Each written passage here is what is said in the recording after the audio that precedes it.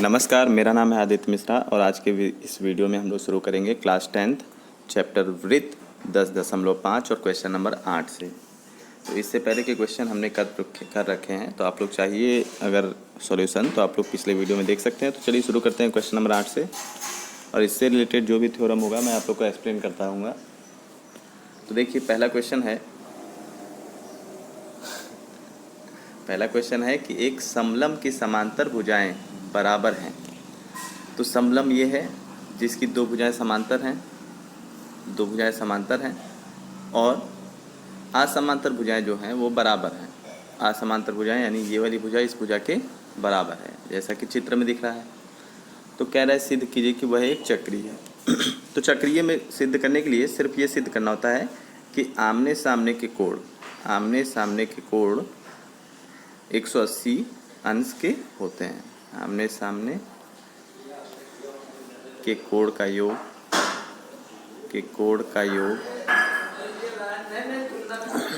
180 होता है। तो हमको बस ये सिद्ध करना है।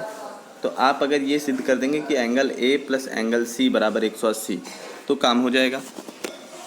अब क्या है कि इसमें दिया हुआ है कि ये समलंब है जिसकी दोनों भुजाएं बराबर हैं। तो जितना AD है हम जानते हैं BC भी उतना ही है। तो एक हम रचना क्या करेंगे कि AD समांतर रेखा BE खींचा, जो है BE एक रेखा खींच दिया जो समांतर है AD के। अब बताइए ये भी समांतर और ये भी समांतर। तो ABED एक समांतर चतुर्भुज प्राप्त हो गया। कौन सा चतुर्भुज? समांतर चतुर्भुज, ठीक है। तो समांतर चतुर्भुज ABED प्राप्त हुआ। अब देखिए इस समांतर चतुर्भुज में हम जानते हैं आमने सामने के कोण बराबर होंगे। अगर हम इसे x मान लें तो ये भी x होगा, है ना। और ये होगा समांतर चतुर्भुज का 180 माइनस x, ठीक, 180 माइनस x।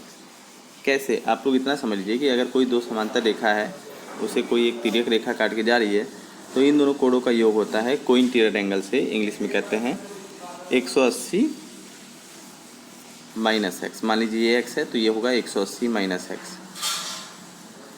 अब देखिए अगर ये x तो ये भी x, ठीक। तो ये क्या हो जाएगा?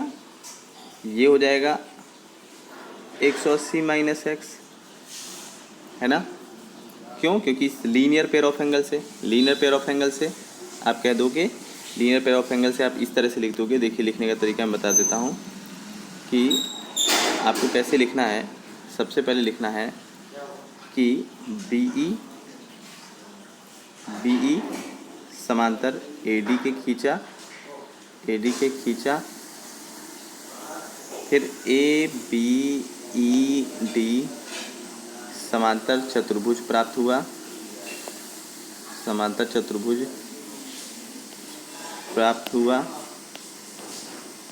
फिर आप लोग को लिखना है माना एंगल A बराबर x, तो एंगल E बराबर भी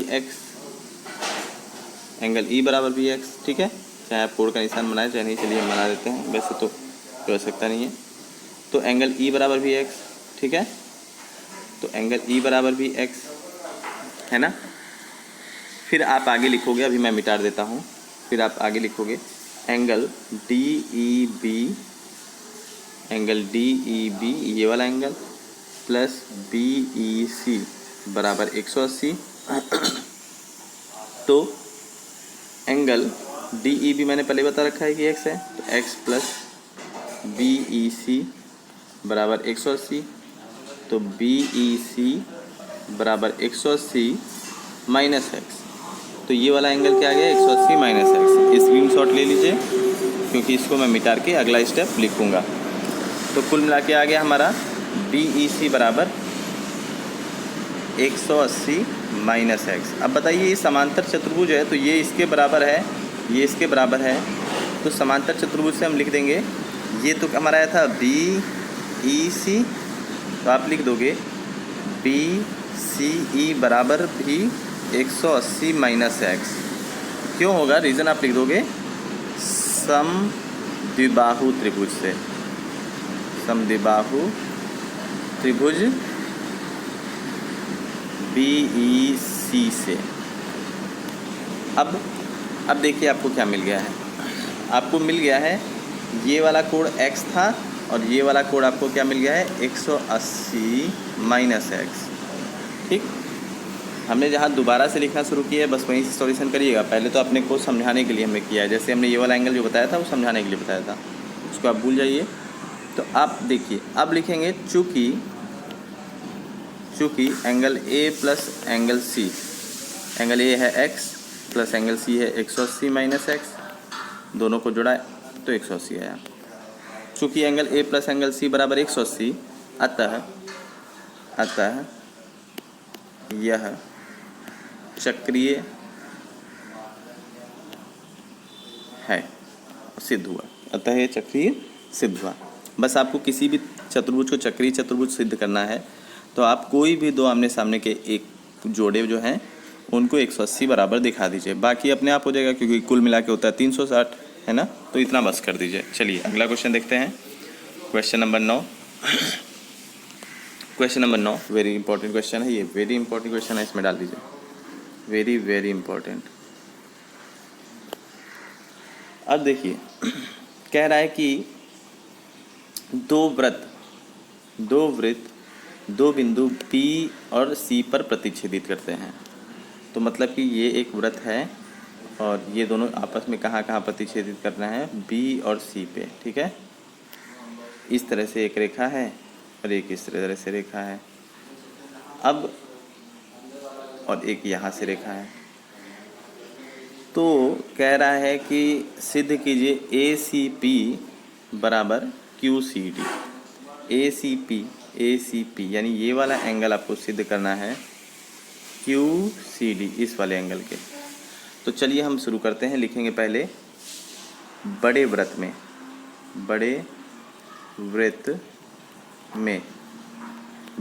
हम लिखेंगे एंगल APB।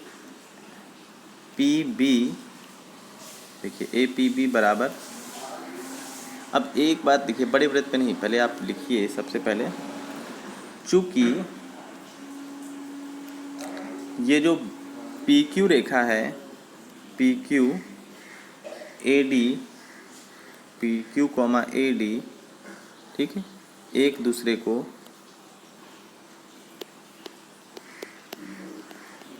B पर काटते हैं,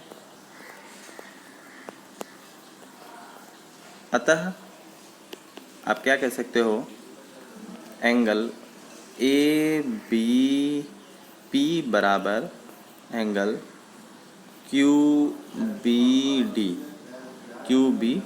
कैसे कह सकते हो, देखिए मैं बताता हूँ, शीर्षाभिमुख से।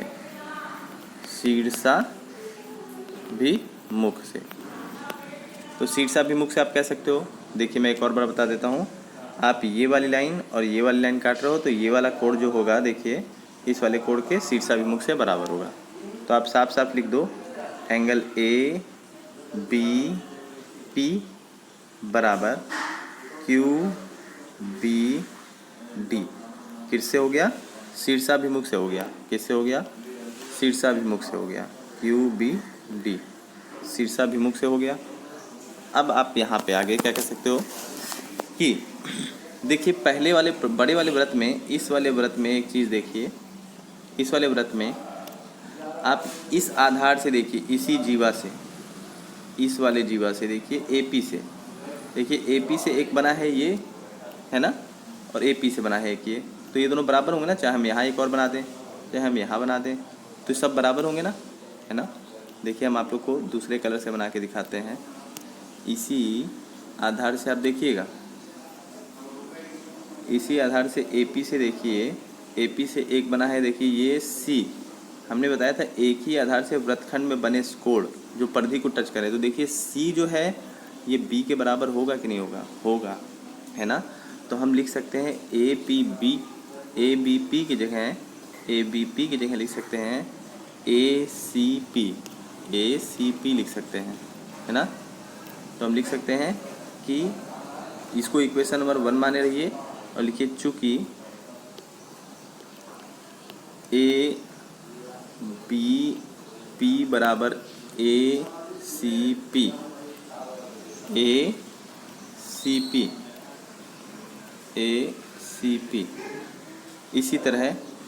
इसी तरह दूसरे वाले में आ जाइए। क्यू डी आधार से देखिए, क्यू सी डी बराबर क्यू बी डी, क्योंकि देखिए इस तरह से हम अलग बना रहे हैं तो एक ही आधार से वृत्तखंड में बने हुए समस्त कोण बराबर होते हैं। ये वाला इसके बराबर होगा, तो ये वाला जो है क्यू सी डी है और ये वाला क्यू बी डी है, तो ये Q B D Q C D के बराबर होगा। हाँ होगा। नहीं समझ में आ रहा है तो आप लोग बहुत ध्यान से देखिएगा, समझ में आएगा। तो आप लोग डायरेक्ट लिख देंगे क्यू बी डी बराबर क्यू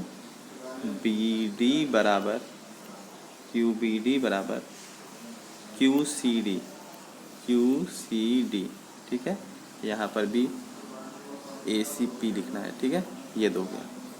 अब इन दोनों को मान को उठा के आप रख दीजिए उसी में जो पहले वाले में है, ठीक है। पहले वाले में रख दीजिए। तो ए पी बी की जगह क्या लिख सकते हो, ए पी बी की जगह लिख सकते हो A C P, A P B की जगह लिख सकते हो ए पी बी। तो समीकरण 1 से लिखेंगे, समीकरण 1 से यहाँ पर बगल में रीजन लिख देंगे, एक ही वृत्तखंड के कोण यहाँ पे लिख देंगे, वो तो इन दोनों रीजन होगा। तो समीकरण 1 से बताइए ए पी बी की जगह क्या लिख सकते हैं, ए बी पी की जगह लिख सकते हैं ए सी पी। तो हमने लिख दिया यहाँ पर ए सी पी, और क्यू बी डी की जगह क्या लिख सकते हैं, क्यू बी डी की जगह लिख सकते हैं क्यू सी डी। प्रूव हो गया, यही चीज़ प्रूव करना था। देखिए A C P Q C D, यही चीज़ प्रूव करना था ना, बहुत ज़्यादा कठिन नहीं है, ठीक है। अब मैं आप लोग को एक थोड़ा शॉर्टकट बताता हूँ, आप ये सोचिए, इसको बड़ा भी करके दिखा दूंगा, ये स्क्रीनशॉट ले लीजिएगा। चलिए इसको बड़ा करके दिखाता हूँ। मान लीजिए कि ये वाला एंगल x है, तो ये वाला भी एंगल x होगा, किससे, शीर्षाभिमुख कोण से। ये भी कौन सा होगा, x होगा शीर्षाभिमुख से। और ये वाला एंगल x है तो ये भी x होगा। क्यों, एक ही वृत्तखंड में, देखिए एक ही वृत्तखंड में, यहाँ पर बनाओ चाहे यहाँ पर बनाओ, चाहे यहाँ पर बनाओ चाहे यहाँ पर बनाओ, सब बराबर होंगे। और इसी तरह ये x है तो देखिए चाहे यहाँ पर बनाओ, चाहे यहाँ पर बनाओ, चाहे यहाँ पर बनाओ, चाहे यहाँ पर बनाओ, चाहे यहाँ, मतलब सब ये शीर्ष को टच करना पड़ेगा, यहाँ पर शीर्ष को टच करना पड़ेगा, तो ये सब क्या होंगे, सब बराबर होंगे। तो बस आपको बस कुछ नहीं करना है, यहाँ पर साफ साफ लिखना है, अगर ये x तो ये भी x, ये x तो ये भी x, ये x तो ये भी x, तो बराबर हो गया एंगल C, बराबर हो गया एंगल ये वाले C के, ठीक है। यानी ए सी पी बराबर क्यू सी डी हो गया। ज़्यादा मेहनत नहीं करना इसमें। चलिए अगला क्वेश्चन देखते हैं। क्वेश्चन नंबर 9 के बाद क्वेश्चन नंबर 10 देखेंगे। क्वेश्चन नंबर 10 क्या कह रहा है कि यदि किसी त्रिभुज की दो भुजाओं को व्यास मानकर वृत्त खींचे जाएं, तो सिद्ध कीजिए कि इन वृत्तों का परिच्छेद बिंदु तीसरी भुजा पर स्थित है। इन वृत्तों का परिच्छेद बिंदु तीसरी भुजा पर स्थित है।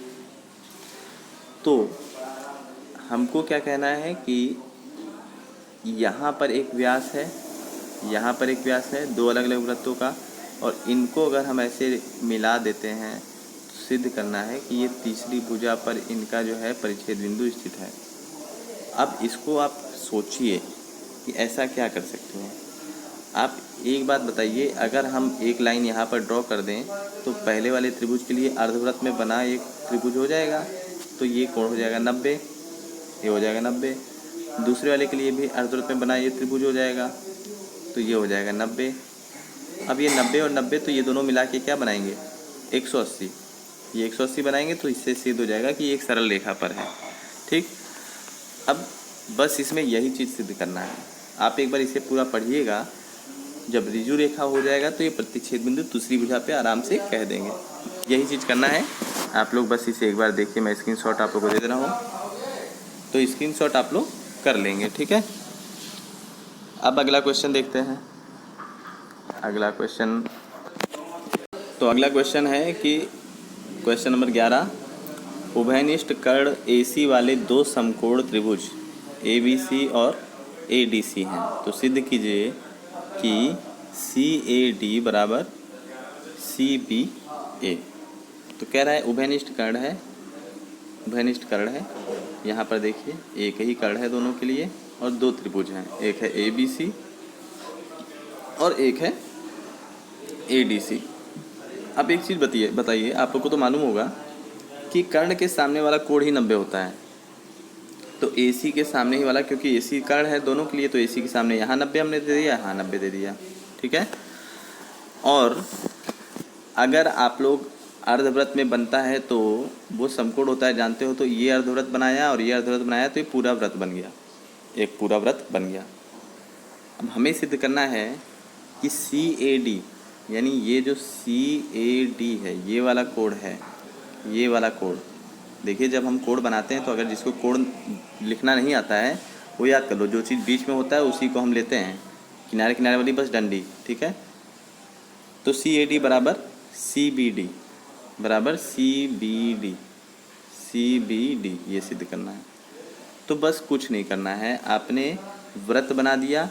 अब उसके बाद कह देंगे CD आधार से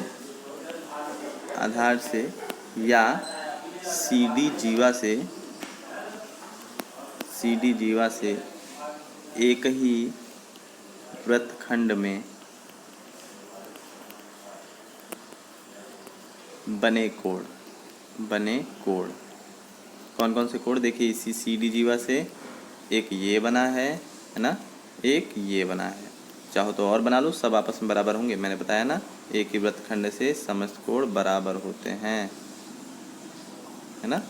तो आप क्या कह दोगे, कौन सा आपका है, CBD बराबर CAD बराबर CAD। चलिए, तो आप लोगों को बहुत अच्छे से समझ में आ गया होगा। एक बार मैं सारे जो है थ्योरम रिवाइज करा दे रहा हूँ, देखिए कोशिश कर रहा हूँ आप लोग को समझ में आए। पहला है कि अर्धवृत्त में बना कोण समकोण होता है, मतलब अर्धवृत्त में जो भी आप त्रिभुज बनाओगे तो इस जीवा पर ही बनाओगे और जीवा के कर्ण कहलाएगा और कर्ण के सामने वाला 90 अंश होगा, तो अर्धवृत्त में बना कोण समकोण होता है। बेसिकली कह सकते हैं अर्धवृत्त में बना त्रिभुज के व्यास वाला सामने का कोण समकोण होता है और अर्धवृत्त में समकोण त्रिभुज ही बनता है।